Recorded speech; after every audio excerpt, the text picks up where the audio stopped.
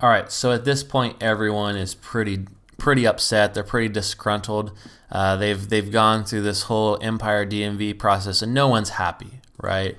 Half of our people didn't even realize they needed a droid to be there, and they wasted all their time. The other half brought their droid, and it just got denied because they didn't have enough documentation. So people are getting a little bit outrageous here. And it turns out that, because so many people are disgruntled, two of our unhappy customers ended up getting in a fight. Okay, so what I'm going to do is I'm going to pick out two customers at random. Okay, so I'll go ahead and I'm going to add a random class instance. So random Randy equals new random, open close parentheses. I'll go ahead and import random. Okay, and then I'm going to basically have a humanoid unhappy customer 1. Okay, I'll just shorten that to, no, I'll just write it out, unhappy customer, do cust1 equals empire dmv dot get randy dot nextInt. So I'm going to generate a random index, and I want that random index to be from 0 to the size of that empire DMV array. Okay, so randy.nextInt empire DMV.size. Okay, I'm then going to go ahead and do that same exact thing for unhappy customer 2.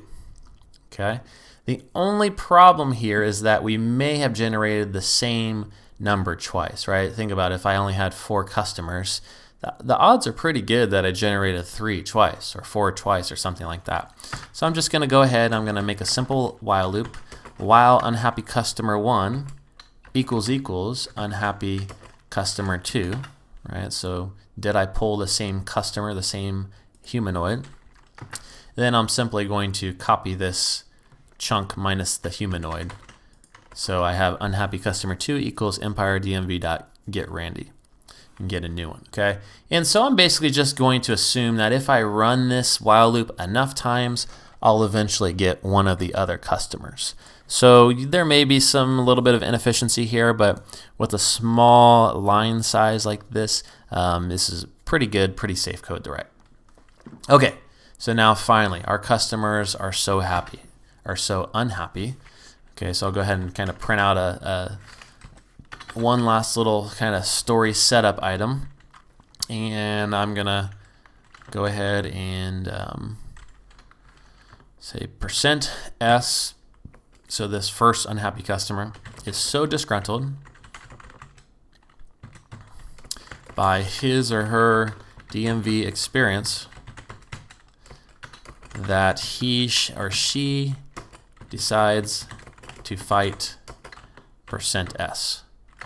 Do a semicolon, and then we'll go ahead and do a new line.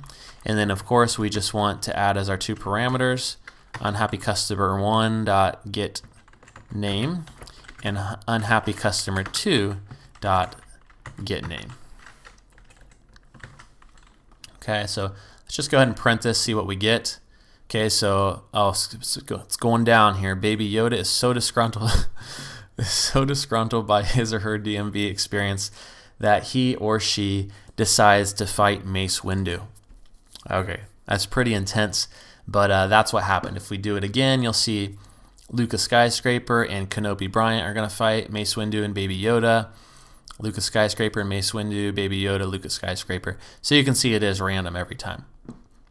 Okay, so the very last thing I want to do, right, this unhappy customer 1 started the fight, so unhappy customer 1 dot, and this is where I'm gonna create one more custom method for the human class, and it's going to be attack. So unhappy customer 2. Okay, so wouldn't it be nice if I had an attack method, right, where the humanoid could attack another humanoid? And so you can see this clearly doesn't exist, but if I hover over, I can create it. So you'll see if I create, it's going to take me to my humanoid code, and it just created this method. I'm actually going to cut this, so Control X. and I'm going to paste it right here. I have a big kind of comment section for this. So this comment, you can see this method describes the attack, generates a random outcome, and then describes the result, who won. Okay, it takes in an enemy, which is a human instance. So I'm going to rename this to enemy, just to keep consistent with my comment. And then it returns a string representing a narrative story of the fight. Okay, so this is actually going to return a string. So what that means is, in my lesson 1, I'm actually going to print this out. So I'm going to say system.out.print, and I will print that attack out. Okay, so now if I go back to my humanoid code, for starters, I could just say,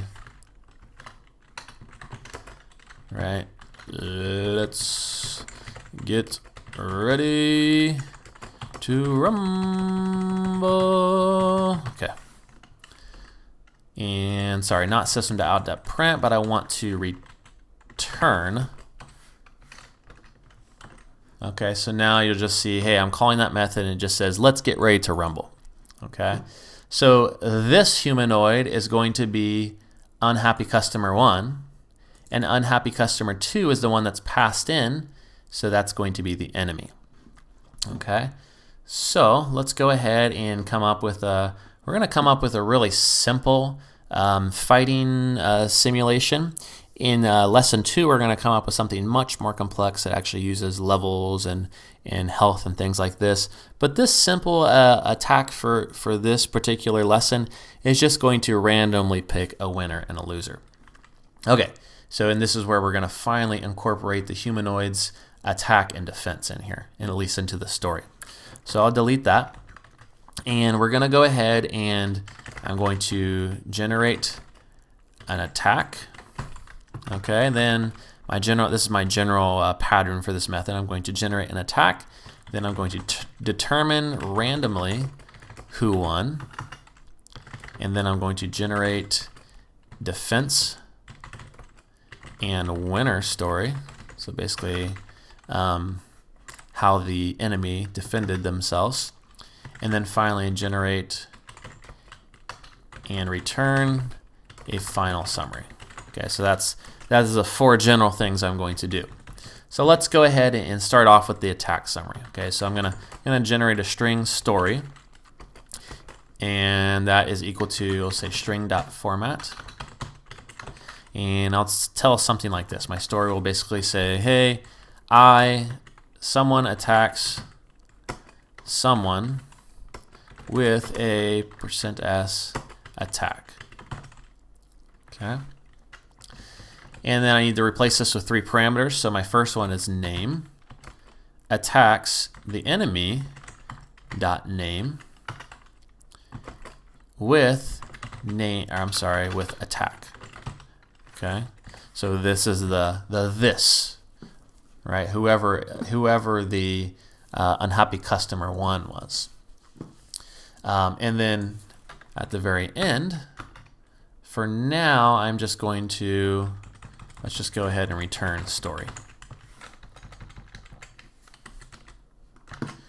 Okay, so, okay, we got an error here in line, let's see, humanoid. Okay, string.format. Oh, I always forget my S right there, %s. Okay, so Mace Windu attacks Kenobi Bryant with a purple saber slash attack. Okay, that was Mace Windu's attack, so that's good. Baby Yoda attacks Mace Windu with a forced choke attack. So you can see we're basically our setup, generate, attack statement is working great. Okay, so let's continue on. Okay, I think I'm gonna delete that return story for just a second. So the next thing I want to do is I want to determine who won randomly. So I'm going to go ahead and create a random class here, random Randy equals new random. And then I'm going to go ahead and I'm going to say boolean I win equals Randy.next boolean. Okay, so that's just going to randomly generate a true or false. And I win means that I win. This object wins. If I win is false, then that means the enemy wins. Okay, so let me go ahead and generate a defense and winner story. So I'll basically say if I win, then I will say story plus equals string.format, and I'll go ahead and basically say something like this. I'll say, so this is basically appending to someone attacked someone with a something attack. I'll do a space, and it was too great for %s's, this is the enemies, %s defense. Okay.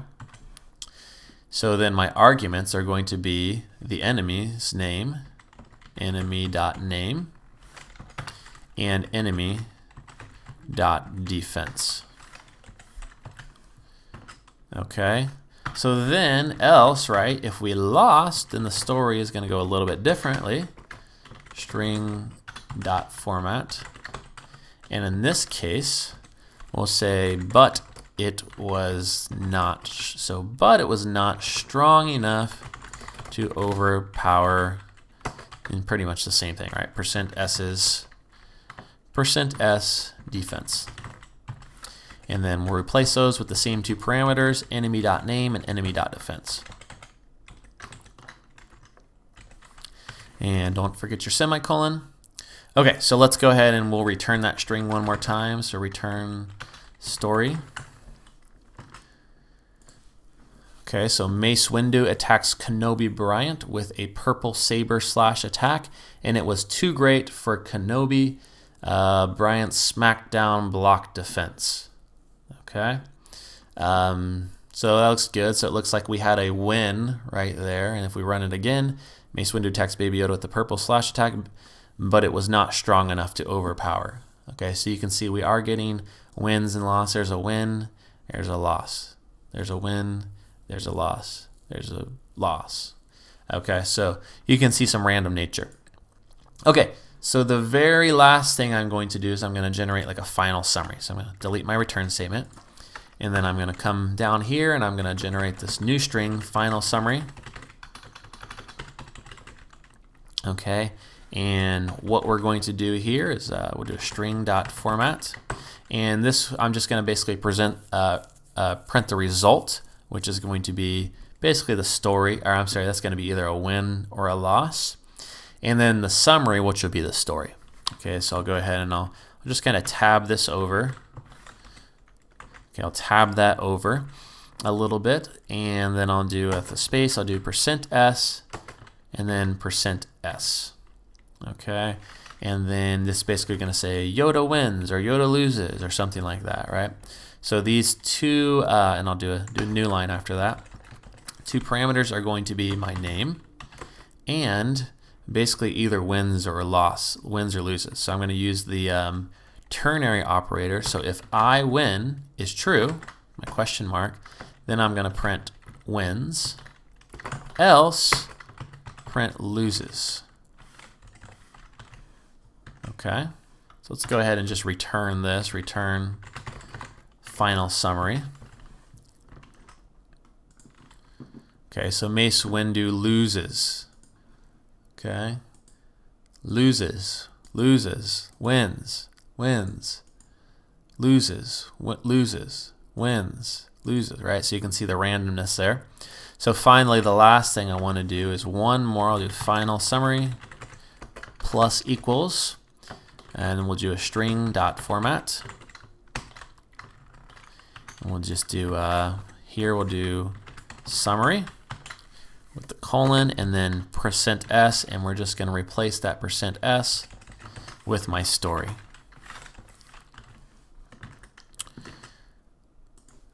All right. Looks like I forgot something here. Okay, right before Mace Windu wins, I want to have the word result there with a colon. Okay, there we go. So Kenobi Bryant is so disgruntled by his DMV experience that he decides to fight Baby Yoda. Bad choice. You never want to fight Baby Yoda. Result, Kenobi Bryant loses. Kenobi Bryant attacks Baby Yoda with a slam dunk yo head attack, but it was not strong enough to overpower Baby Yoda's cuteness defense. Okay, so Only problem I see here is it looks like there's a space missing after result. So I will go ahead and add that. Okay. So I believe that is it for lesson 1.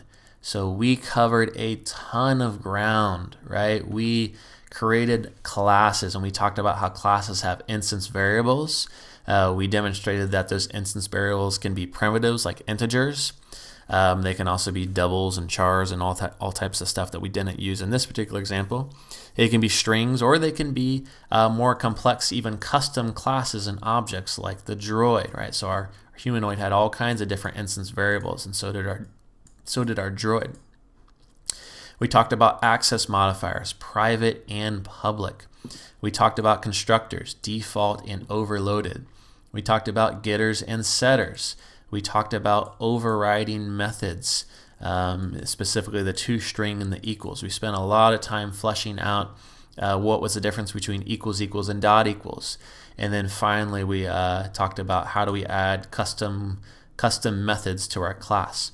And then we spent some time doing some class creation using Eclipse helpers, and we showed how that can really speed up the process so you don't have to write all this stuff from scratch, because it's very methodical.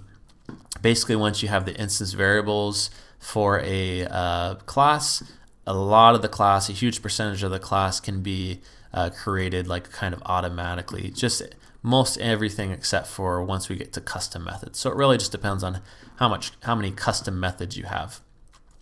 Okay, and that is it. Congratulations, you have a really good exposure to, or at least a really good beginning exposure to the basics of object-oriented programming. So I hope that you will continue on with lesson 2, where we are going to dive deep into some of the advanced concepts of object-oriented programming.